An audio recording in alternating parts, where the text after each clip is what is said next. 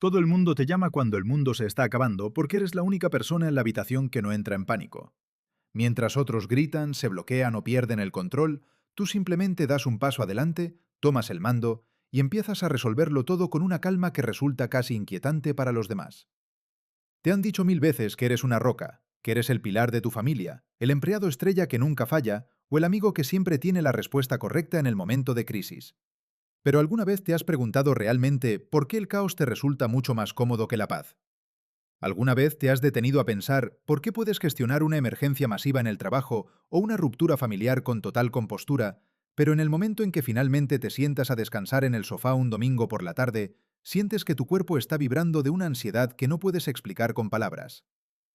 Si eres esa persona en la que todos se apoyan, la que siempre tiene la solución y la que parece nunca necesitar nada de nadie, quédate conmigo hasta el último segundo de esta reflexión. Porque lo que te ocurre no es simplemente que seas una persona fuerte o que hayas nacido con un sentido de la responsabilidad superior al resto. Lo que realmente está ocurriendo dentro de tu cerebro es un mecanismo de supervivencia extremadamente complejo que se activó décadas antes de que tuvieras tu primer trabajo o pagaras tu primera factura. Hoy vamos a entender el precio secreto que has estado pagando por tu fiabilidad y por qué esa supuesta madurez que todos admiran es en realidad una prisión invisible que construiste para protegerte de un mundo que te obligó a crecer demasiado rápido. Para entender por qué hoy eres el adulto que lo sostiene todo, necesitamos viajar hacia atrás, hacia un momento de tu infancia que probablemente has enterrado bajo capas de pragmatismo y eficiencia. Imagina esta escena. Tienes 8 o 10 años y la casa está cargada de un silencio que se siente como un peso físico en el pecho. Tal vez uno de tus padres está sumido en una depresión profunda, tal vez el otro está consumido por el trabajo o por una rabia incontrolable, o tal vez simplemente había un vacío emocional que nadie llenaba. En ese momento de soledad absoluta, miraste a tu alrededor y te diste cuenta de algo que ningún niño debería tener que procesar. Nadie va a venir a arreglar esto. Si quieres que haya comida en la mesa, si quieres que tus hermanos menores estén a salvo, si quieres que la tensión en el aire no explote en una tormenta de gritos, tienes que ser tú quien lo gestione. Y así, sin que nadie te lo pidiera formalmente, diste un paso al frente. Aprendiste a leer el estado de ánimo de los adultos por el sonido de sus llaves en la puerta o por la forma en que cerraban un armario en la cocina. Te convertiste en un experto en gestionar las emociones ajenas antes de saber siquiera cómo gestionar las tuyas propias. Los psicólogos llaman a esto parentificación, y es el proceso traumático por el cual el orden natural de una familia se invierte, obligando al niño a convertirse en el soporte emocional o físico de sus propios cuidadores. Lo más trágico de esta situación es que el mundo exterior te recompensó por abandonar tu infancia. Tus maestros le decían a tus padres que eras maravillosamente maduro para tu edad. Tus parientes te llamaban un alma vieja y decían que ojalá todos los niños fueran como tú porque nunca dabas problemas. Recibiste una medalla de oro social por dejar de ser un niño y convertirte en un pequeño adulto funcional. Pero lo que nadie vio, lo que quedó oculto tras esa máscara de perfección, es que esa madurez no era crecimiento real, era puro instinto de supervivencia. Era el subproducto de un sistema familiar que falló y que te obligó a desarrollar una armadura de responsabilidad extrema para no desmoronarte. El problema es que, con el paso de los años, esa armadura se fundió con tu propia piel. Creciste creyendo firmemente que tu único valor en este mundo radica en lo que puedes hacer por los demás, en lo útil que eres, en cuántos incendios ajenos puedes apagar. Y ahora, décadas después, sigues operando bajo ese mismo código de supervivencia, incluso cuando ya no hay nadie a quien salvar, sintiéndote culpable cada vez que intentas poner tus necesidades por encima de las de los demás. La ciencia detrás de este comportamiento es reveladora, y nos habla de cómo el estrés crónico en la infancia temprana literalmente recablea la estructura del cerebro. En la década de los 90, una investigación masiva conocida como el Estudio de las Experiencias Infantiles Adversas, o estudio ACE, demostró que ser forzado a asumir roles de adulto demasiado pronto mantiene la amígdala, que es el detector de amenazas de nuestro cerebro, en un estado de alerta constante que nunca se apaga. Te volviste hipervigilante por necesidad. Tu sistema nervioso aprendió que la seguridad solo existe cuando tienes el control absoluto de todo lo que ocurre a tu alrededor. Por eso, hoy no puedes descansar de verdad. Para un cerebro que creció en modo de supervivencia, la paz absoluta se siente como el momento justo antes de una catástrofe. Si no hay nada que arreglar, si nadie te necesita para resolver un drama, tu cerebro entra en pánico porque siente que ha bajado la guardia. Estás atrapado en un ciclo infinito de hiperactividad mental, porque tu cuerpo todavía cree, a nivel celular, que si dejas de ser útil por un solo segundo, el mundo entero se va a derrumbar sobre tu cabeza, y esta vez no habrá nadie para recoger los pedazos. Esta condición crea lo que los psicólogos llaman hiperindependencia, que es quizá la característica más solitaria y dolorosa de ser la persona confiable. Eres el primero en ofrecer ayuda, el primero en llegar y el último en irse, pero eres el último en pedir auxilio. De hecho, la sola idea de pedir ayuda te produce un rechazo casi físico, una sensación de debilidad que no puedes tolerar.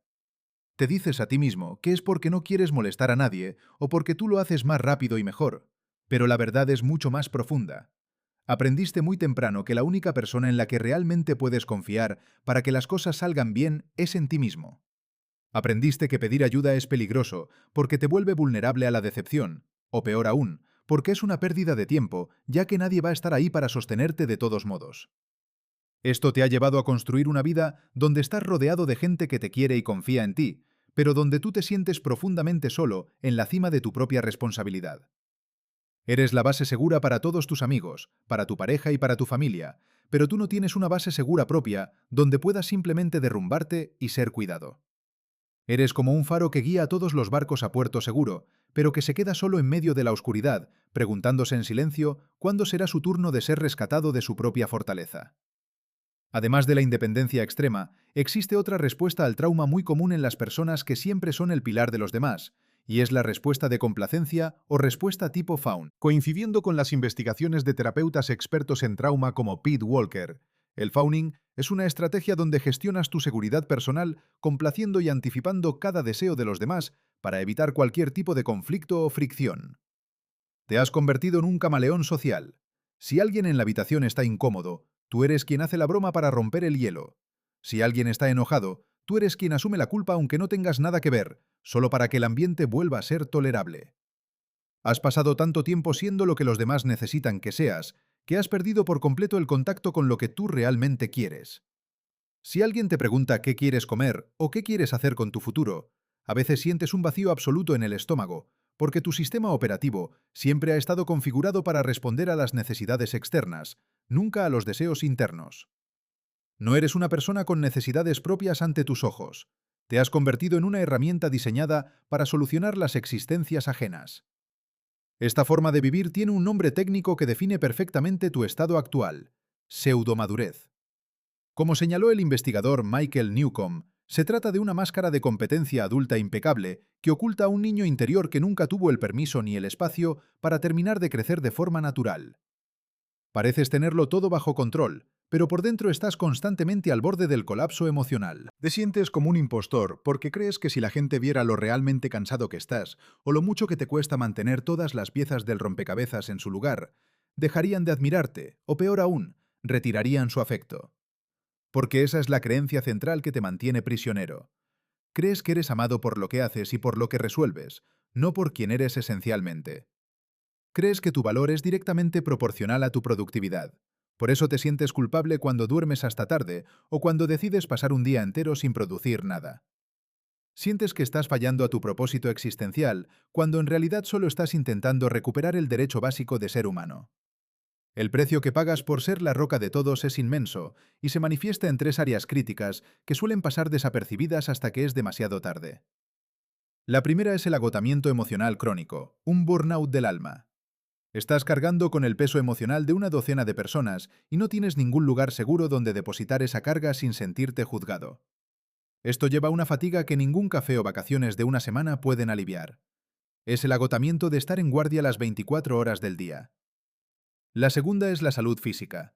Como bien explica el doctor Gabor Maté en sus estudios sobre la conexión mente-cuerpo, el estrés de ser siempre el fuerte suprime el sistema inmunológico de forma agresiva. Las personas confiables suelen sufrir de dolores de espalda inexplicables, problemas digestivos severos o enfermedades autoinmunes que aparecen de la nada.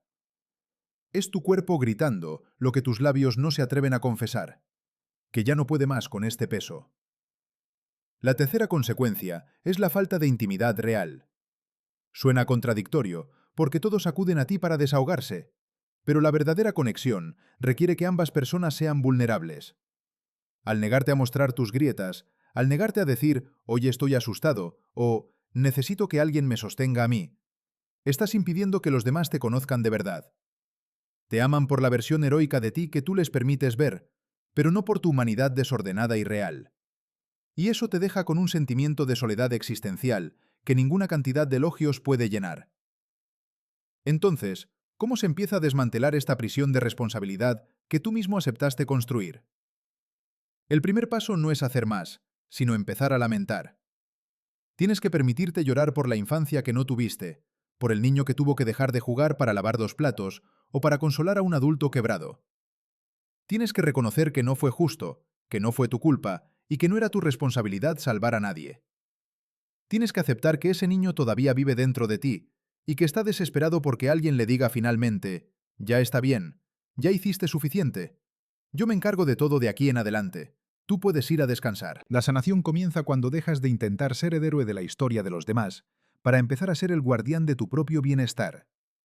Tienes que aprender a ser, por lo menos un poco, alguien poco confiable según los estándares abusivos de los demás.